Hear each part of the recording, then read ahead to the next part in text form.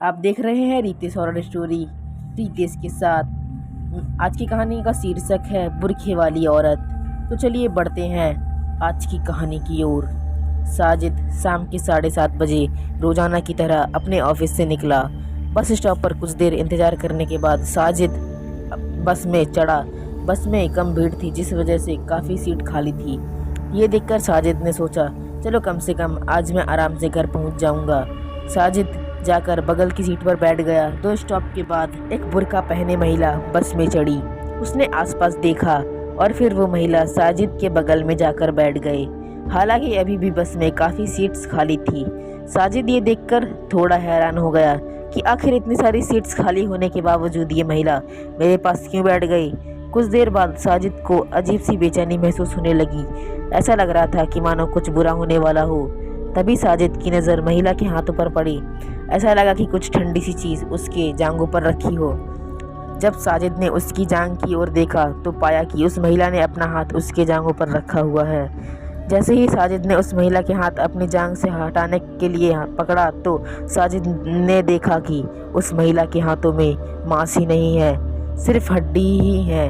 इतने में ही साजिद की आंखों के सामने अंधेरा छाने लगा।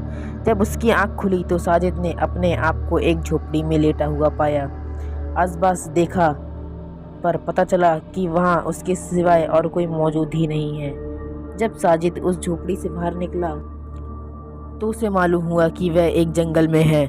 साजिद कुछ सोचने के बाद अपने पॉकेट से फ़ोन निकालकर अपने घर कॉल करता है, मगर नेटवर्क ना होने के कारण कॉल कनेक्ट नहीं हो पाती है। साजिद वहां से आगे चल देता है, इस उम्मीद में कि उसे आगे कोई ना कोई मदद मिल ही जाएगी। साजिद काफ़ी देर तक जंगल में भटकता रहा, मगर उसे ना ही तो कोई मदद मिली और ना ही मोबाइल का नेटवर्क। अब तक रात हो चुकी थी। साजिद थक कर चूर हो चुका था और अब उसे नींद भी आने लगी थी। जब साजिद की दोबारा आँख खुली तो वो ये देखकर हैरान हो गया कि वो फिर से उसी झोपड़ी में लेटा हुआ है जहाँ से वह निकला था। अपने आप को फिर उसी जगह पाकर साजिद ये समझ गया कि वो बहुत बुरा फंसा है। अब उसके पास एक ही रास्ता नज़र आ रहा था वहाँ से बचकर निकलने का।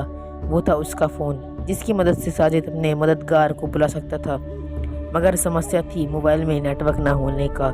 लिहाजन साजिद को अब जल्द से जल्द ऐसे जगह पहुँचना था जहाँ उसे नेटवर्क मिल सके।